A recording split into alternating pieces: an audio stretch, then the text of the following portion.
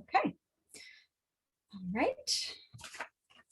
So welcome everyone. This is an information session for the Leaders for the Future program.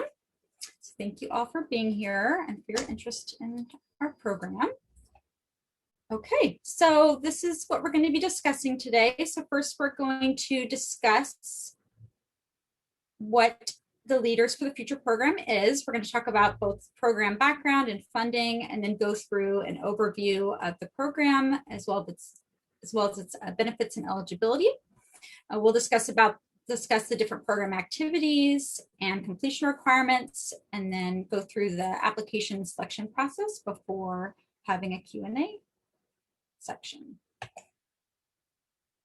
So the Leaders for the Future is a cross-campus collaboration between three main departments on campus: the Internship and Career Center, Grad Pathways Institute for Professional Development, and the Institute for Innovation and Entrepreneurship. And the original pilot program was funded by an Assembly Bill 2664 and is now funded by Graduate Studies.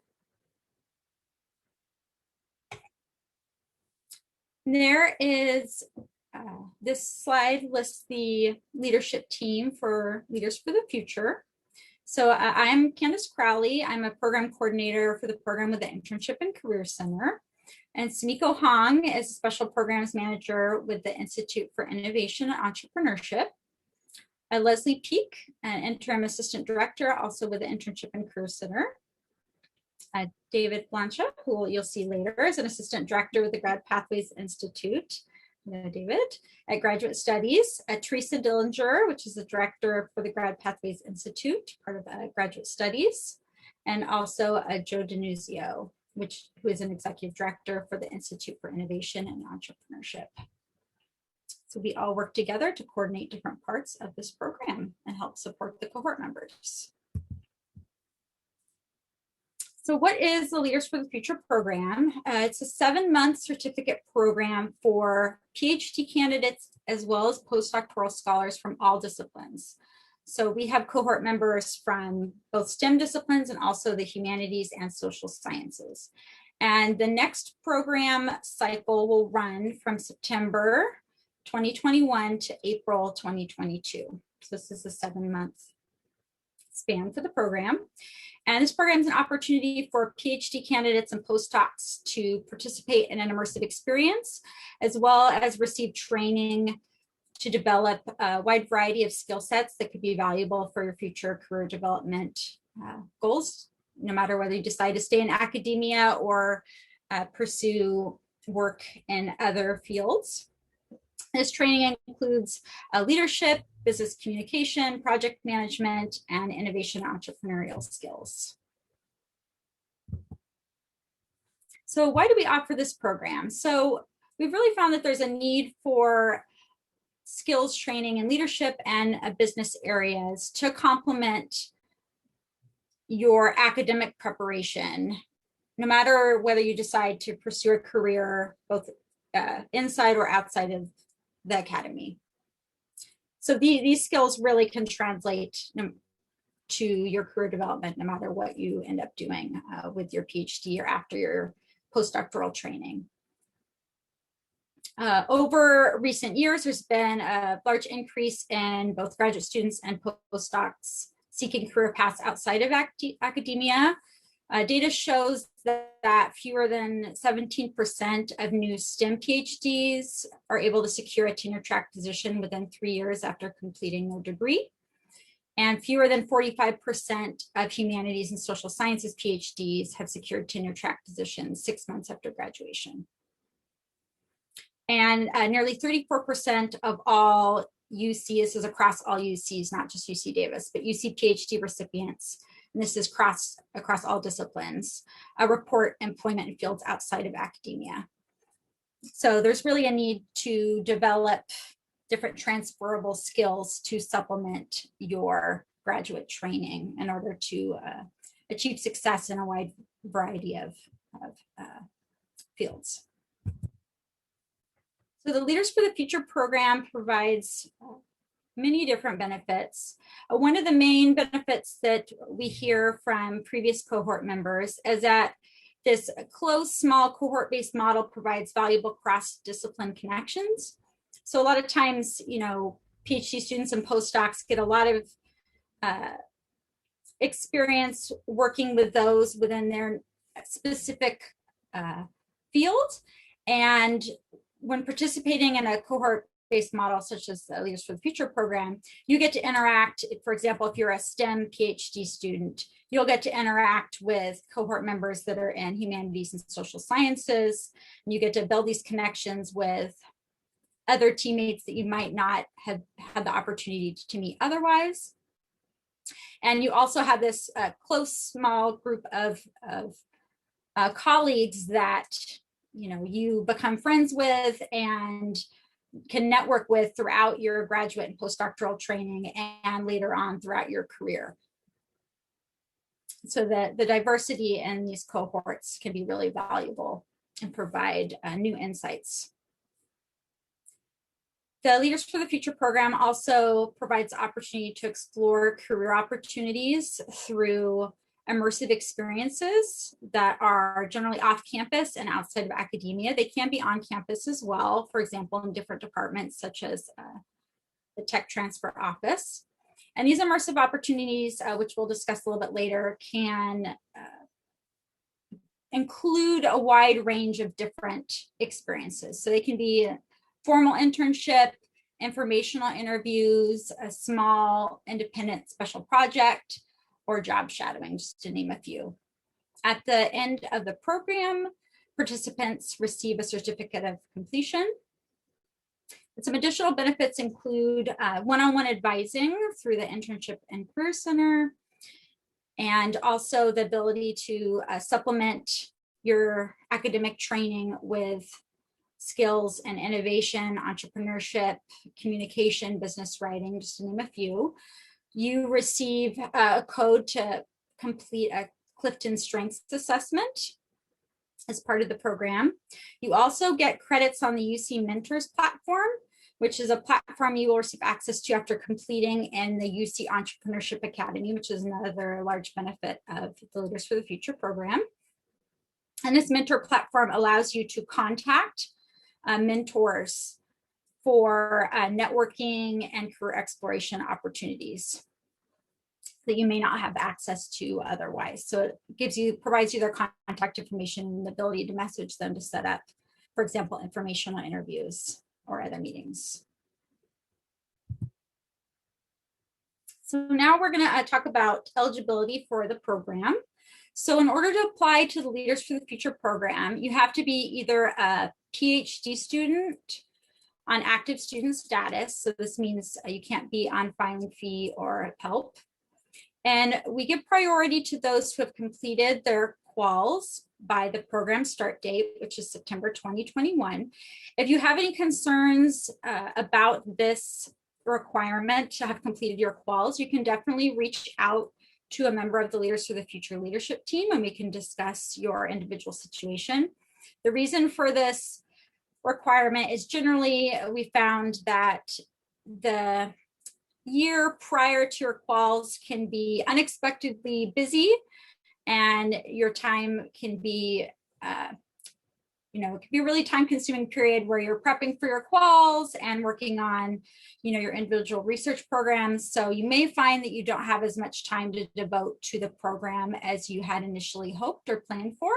But this is definitely something we can discuss with you. For example, if you're planning on completing your quals by October, we may be able to work with you and still have you apply for this program cycle.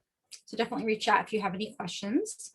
And the program is also open to postdoctoral scholars. So as long as your appointment extends through the program, so through April 2022, you're welcome to apply. And we definitely have several postdocs each year in the program. They're a valuable addition to this cohort-based model.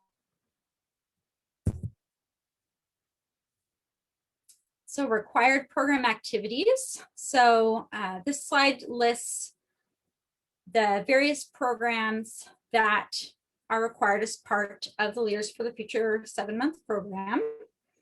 And it's important to note that before applying, definitely take a look both on the application and or on the website at the events that are scheduled, and make sure you can commit to attending all of these events before applying. And we find to really get the most value out of the program and to help build a strong, close-knit cohort, it's best if everyone can commit to attending all of these events. That way you'll get the most out of the program, and so will your fellow cohort members. So we plan on having a welcome reception over Zoom in June. That date is still to be determined for those that are accepted into the program for the next cohort year. And then the program will officially start in September. So there'll be an all-day opening Europe event on Monday, September 13th. And that's followed by the UC Entrepreneurship Academy. That's for the remainder of that week, so September 14th through 16th. And the UC Entrepreneurship Academy is attended by undergrads and graduate students and other attendees. For example, even faculty can participate in it through campus. And so you'll get the opportunity to participate in this academy. So you really want to make sure you have that whole week available for the opening Europe and the academy. Then there are 10 workshops scheduled during the following months. 5 of these are generally career studios led by the Internship and Career Center, and these are on topics such as resumes and cover letters, career fair prep, LinkedIn networking, interviewing, negotiations, and securing job offers. And 5 of the workshops are generally led by the Institute for Innovation and Entrepreneurship, and these include valuable skills building, such as building networks, business writing, communicating impact. And then there's also a special panel discussion where a panel of different top business professionals from a wide range of industries attend. And this event's open to the public, but then there's also an opportunity later on in the evening that's open only to the Leaders for the Future Fellows, where they get an opportunity to network more closely with the invited panelists. This is generally in the form of a dinner. Although obviously this year it was virtual, but we'll discuss the location for program events later on. And then there's a closing event on Friday, April 22nd, 2022. It's an all-day event where you kind of wrap up, discuss what you learned, discuss what immersive experiences you participated in, have some different skills building discussions such as interviewing. You discuss your individual development plans that you've hopefully worked through during the year, and you provide a short presentation and pitch to your fellow cohort members and other invited. For example, program alumni sometimes attend this event, and sometimes family members do as well. Another requirement of the program is to attend at least one internship and career center career and internship fair. And also you will complete an immersive experience, which can either take place during or after completion of the program activities. So these are the tentative times for the ICC career fair. So you'll generally attend at least one. And our plans for this year are that the internship and career fairs will likely be a hybrid model. So they may be a combination of in-person and virtual, but that's still not determined. So information will be available as soon as possible. But these are the general timeframes, and that's what these career fairs are. And all these dates for all these events are also on the Leaders for the Future program website, and also on the application as well for you to review. So in order to complete the program and receive a certificate at the end, you have to attend and participate in all events and activities, and also present at the closing reception, which is generally a 3 to 5 minute presentation. And some examples of presentations could include making the transition to industry or policy regulatory work, or also pitching a business idea based on your research. And also you are asked to complete the immersive experience, which again could be, for example, the summer after participating in the program. So the immersive experience, so this can take the form of some sort of career exploration opportunity outside of academia. So this could be in a nonprofit, in the government sector, tech, biotech, NGOs. Previous fellows have done both formal internships, short projects, a series of informational interviews, job shadowing, or even job simulations. And so there's kind of not one set type of immersive experience. It's really whatever will be most valuable to you in your career exploration and for your background and what you're looking for. So that's definitely something you can discuss with us. It's ideal if you have kind of an idea of what type of immersive experience you're looking for coming into the program. And it's also important to note that we provide as much support as we can for as far as locating and securing an immersive experience. So this includes helping connect you with individuals from our network, doing introductions, reviewing your resume and cover letter, having mock interviews, etc. But we do not have guaranteed placement in particular organizations. So it's still up to you to locate and secure an immersive experience, but we definitely provide as much support as possible. And here's some examples of organizations where previous fellows have had their immersive experiences and some specific examples here. So Genentech, Agilent, the Governor's Office of Planning and Research, Communicare Health Center, Merck, the California Arts Council, Verily, etc. And so where are they now? So this next cohort for the 2021-2022 year will be cohort 6. So in the previous 5 cohorts, we've had nearly 100 total participants. Some are still on campus completing their graduate work or completing their postdoctoral fellowships. Others have completed their programs and moved on to other universities or other organizations. So these are some examples of positions held by alumni of the Leaders for the Future program. For example, some are on campus in the UC Davis Office of Research. Others are in state government, for example, the California Department of Social Services. We have a alum that is participating as a Science and Technology Policy Fellow this current year for the California Council on Science and Technology, some that are in tech and biotech, for example, Google or Genentech, other state agencies such as the Cali EPA. And we're also currently working on a alumni survey to help gather information on where all the previous Leaders for the Future fellows are to help build a network for the program going forward. Hopefully future cohort members can reach out to alumni when looking for different internship and career opportunities. And now I'm going to pass it over to David, who's going to talk a little bit about the application process. Thanks, Candace. Yeah, so the application process for Leaders for the Future is fairly straightforward.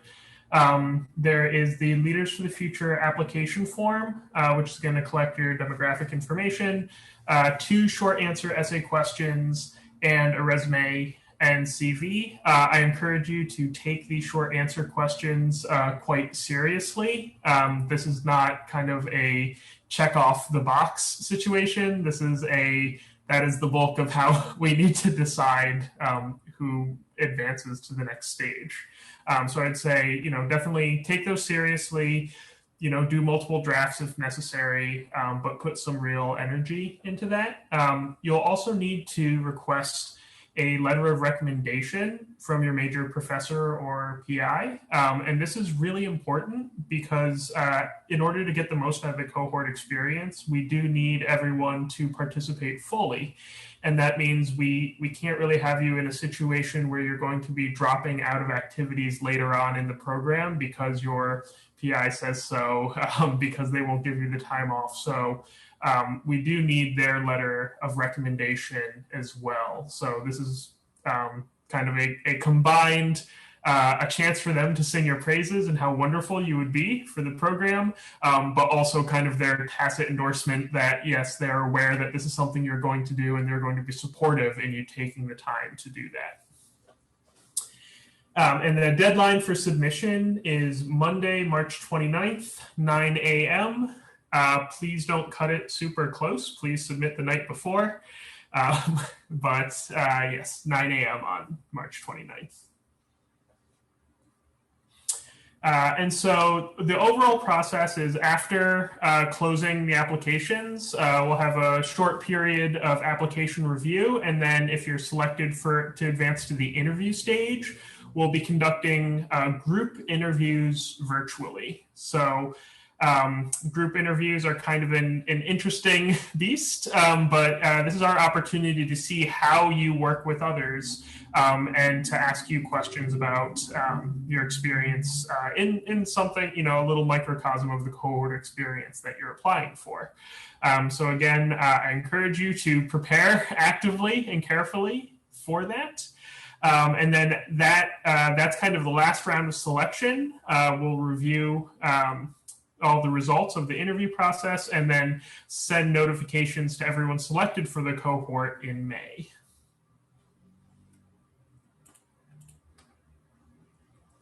And so basic criteria to be aware of, you're going to be selected based on the alignment of your goals with the program objectives. So we want to make sure that this program is actually going to help you get where you're going.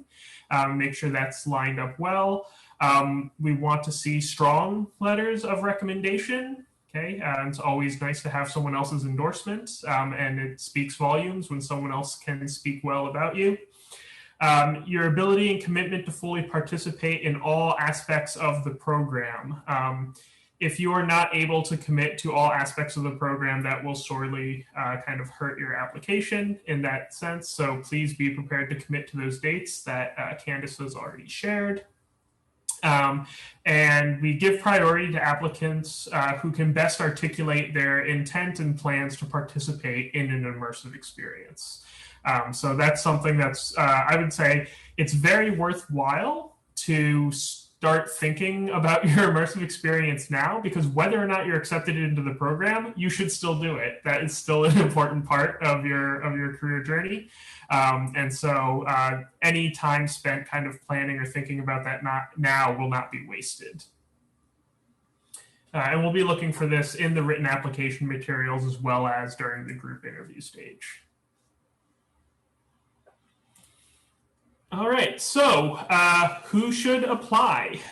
Basically, anyone who can say yes to any of these questions, this is a program for you. So if you're looking for additional skills and connections for a variety of career paths, kind of shared that slide earlier of where some alumni are now.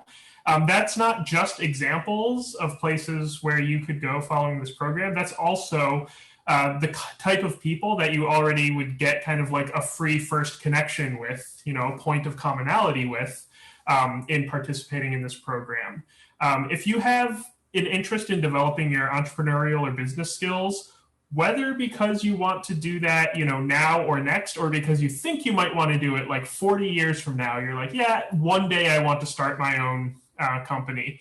All I can tell you about that is a lot of similar entrepreneurial and business training, goes for hundreds of dollars an hour outside of the university system. And while you might be able to pay that as a seasoned professional later on in life, now is it's a great deal. It's a great time today to kind of get access to this training now, even if you're going to kind of sit on it and save it for a little later. And as we've said throughout, there's lots of opportunities here to expand your network.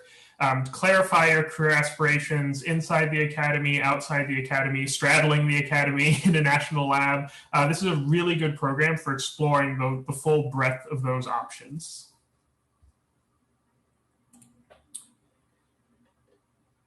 All right. And then, so the welcome reception in June we're already committed to doing that virtually. However, in the during kind of the core part of this experience, we are as much as possible going to be planning to do that in person in Davis on campus. We're following all guidance and all guidelines as far as in-person gatherings at the university level. So if they say, you know what, come fall, we are still not gathering in person, we won't be gathering in person. If they say, yes, classes in session, people can hold in-person events, then we will be doing those in person, and you will be expected to participate that way. We don't intend to make exceptions for individuals to participate virtually. Okay, so it's either we're all virtual because the campus is closed down, or we're all in person because we're permitted to be.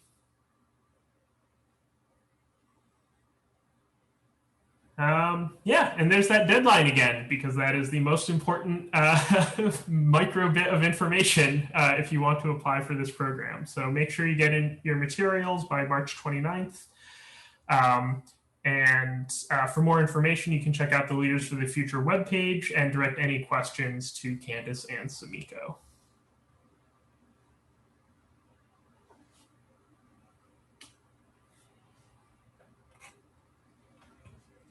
All right, so I think that's it for our prepared remarks. Does anyone have questions? Feel free to use chat, as I see people already are, or if you want to unmute and ask all live, please feel free to do that too.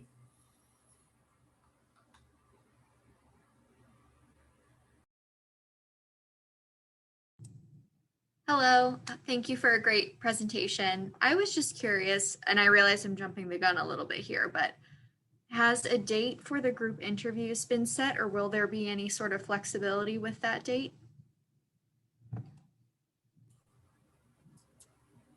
Oh, great question. So there's not a set date yet. They'll be held in late April, early May, but it'll depend on the interviewed applicants' availability. So once we select those to be interviewed, we'll likely have a survey and see when you're available, so we can all have small groups for those group interviews. Okay, thank you.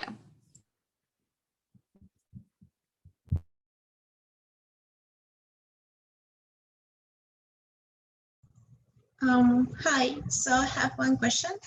I'm planning to do in absentia status maybe next winter, but it will be near Davis. So I don't know, can I do that, or should I be registered as a regular student to be part of the program?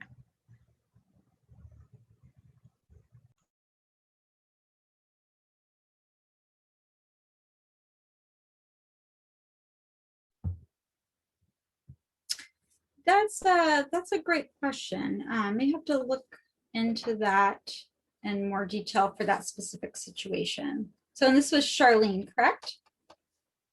Okay. Yeah, I'll reach out to you, Charlene. Thank you. Yeah, you're welcome. I see another question in the chat from Anna. They're going to be taking your quals next year.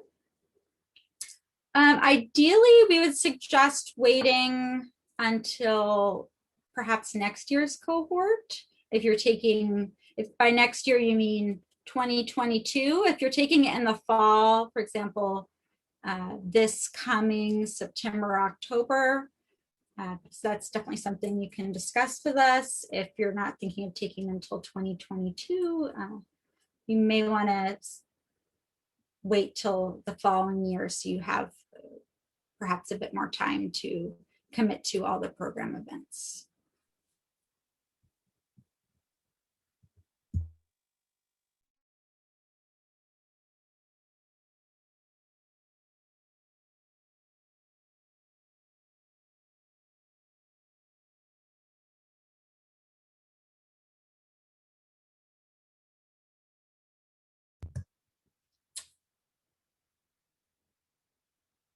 Another question in the chat from Julie. Does immersive experience have to be related to your research?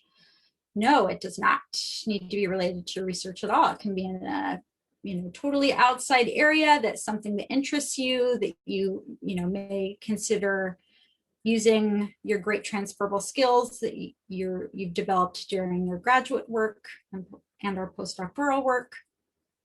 So yes, it does not need to be related to your research or your degree area at all.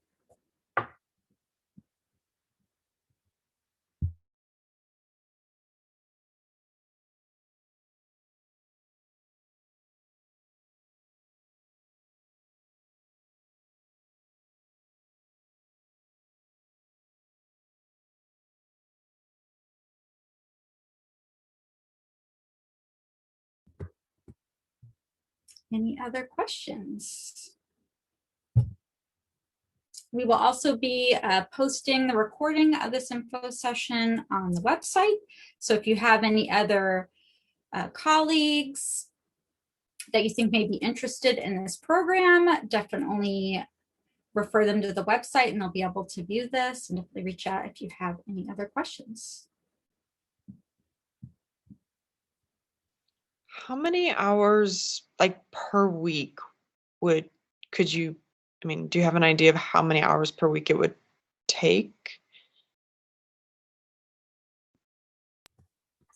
Great question. It depends on the particular week. So if you take a look on the application on the website, the workshops themselves are generally 2 hours. And they're generally 2 hours generally on Wednesdays, either from 12 to 2 or in the evenings, for example, from 5 to 7 p.m. And then some weeks there'll be longer events. For example, the week that's the UC Entrepreneurship Academy and the opening boot camp will be, full, like 8 to 5 days or even longer some days if there's evening events, Monday through Friday.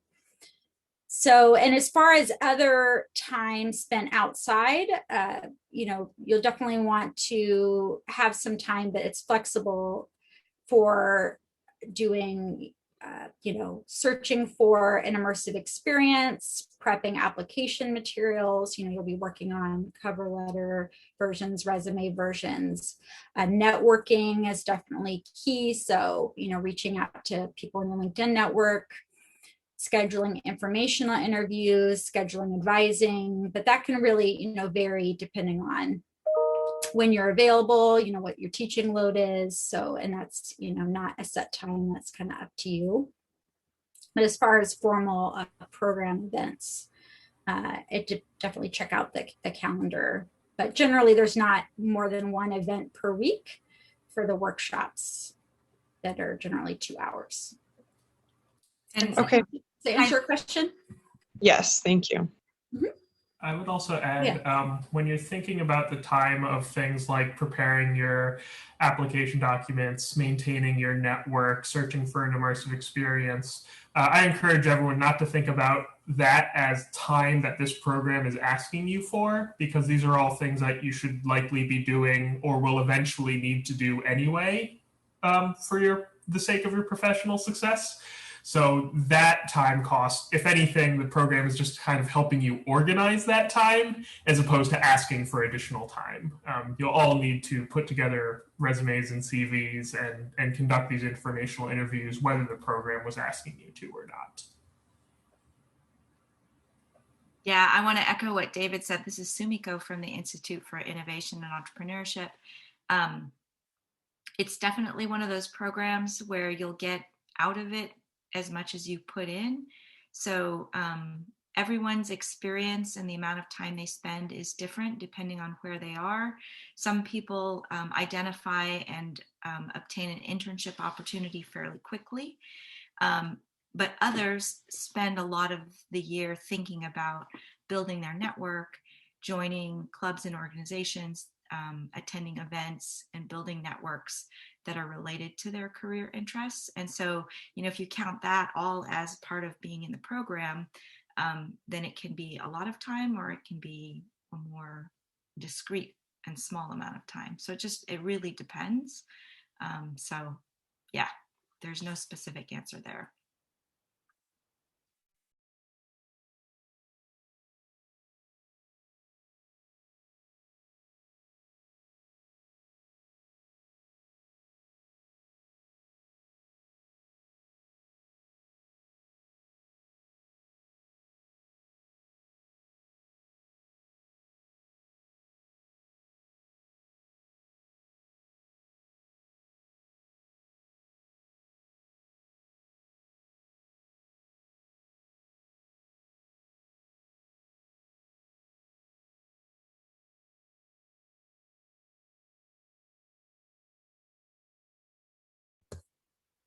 Any final questions?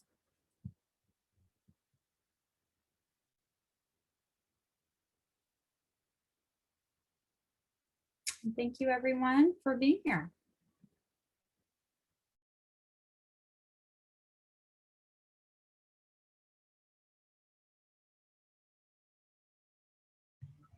I have a quick question. I was just curious about like setting up the like immersion experience. There are some like exchange scholarships I've been interested in applying for, like with the Department of Energy. Would something like that count as an immersive experience? I'm just trying to like kind of suss out, because I'm somebody that has like a lot of different career interests, and I'm right now having trouble honing in on which one I'd like to pursue first after my doctorate. And I appreciate how this this particular program is kind of set up more so to like kind of hold one accountable for just pursuing the I guess career organization from my experience. Right. Yes, that would definitely count as an immersive for sure, even if it's, you know, some other sort of formal program or fellowship that you are interested in applying for. That would definitely count as an immersive experience. And that's a thing, and I'm sure Sumiko and David can speak to this too, but that we hear from cohort members that a main benefit of this program is it does the accountability for working on the career development. It's easily something that you can push off. And so having that accountability and, you know, feeling like you have built-in time to work on these things is kind of a great benefit of the program. So yeah, if Sumiko and David want to add anything to that too. One of the things we talk about in the program too is that innovation and entrepreneurship, and this idea of making a plan and exploring what your uncertainties are, and then figuring out how to address those uncertainties, gather more information, and let it inform the next iteration of your plan, can be used to start a new venture. But it's also very applicable to career searches and career exploration journeys. So the two skill sets are actually really overlapping. And so sometimes people are like, I don't understand why entrepreneurship is connected to career exploration, but they're really very similar processes. And I think your idea that there are lots of things that you're interested in, and that by participating in this program, you'll be able to get more information, participate in some things, talk to some people, apply for something at DOE that may help you determine if that's the kind of career path you're interested in, is exactly the kind of candidate who this program is good for. So yeah, absolutely. Awesome, thank you.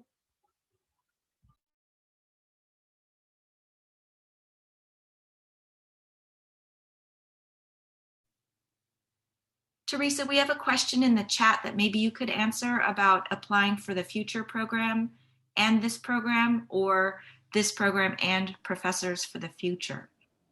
So what I would say about that is you can certainly do any or all of them, and we've had fellows that have done both Leaders for the Future and Professors for the Future at the same time, but that's a lot of time. So the few that have found that to be quite a bit of time out of their schedule.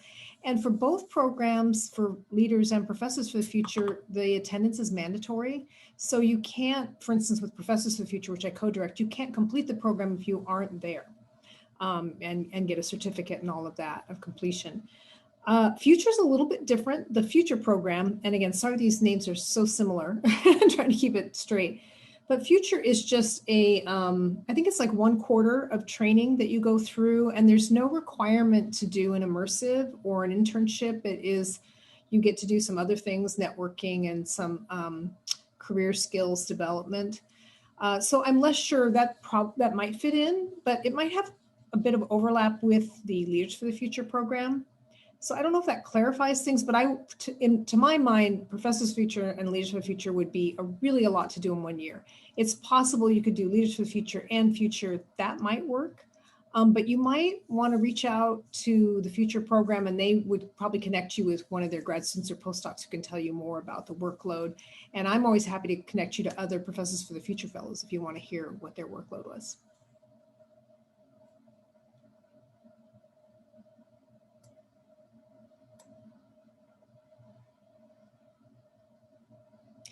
I will say Professors for the Future applications are closed. So for the next year, unless you've already applied, you're not going to be able to get into the program for this coming year. So if that helps impact your decision, that's something to know.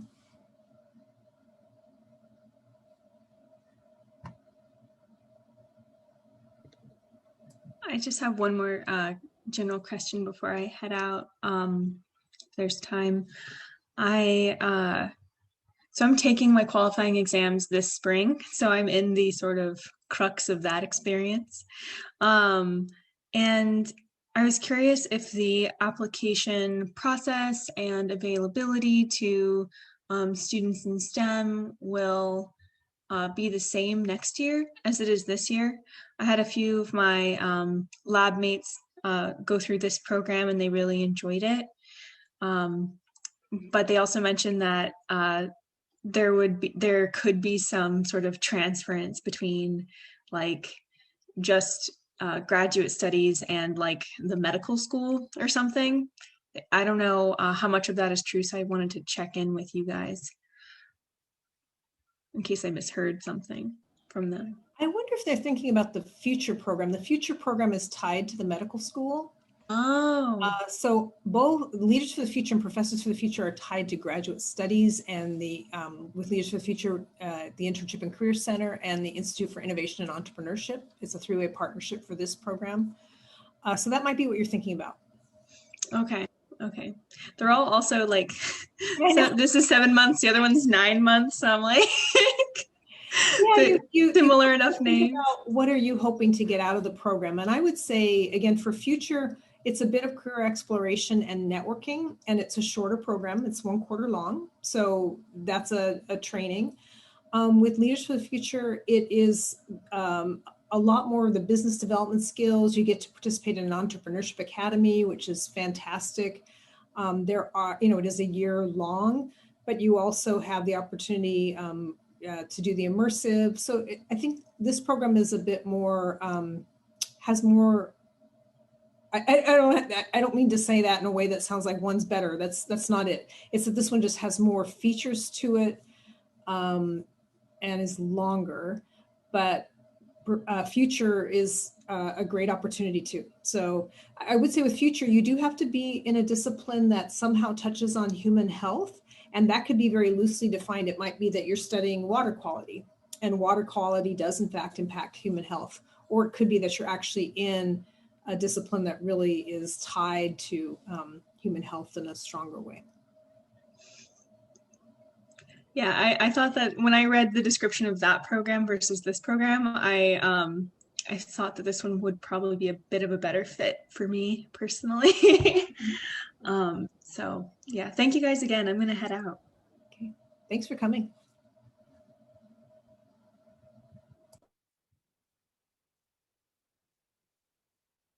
Thank you, everyone, and definitely feel free to reach out if you have any other questions that arise now or as you go through the application process.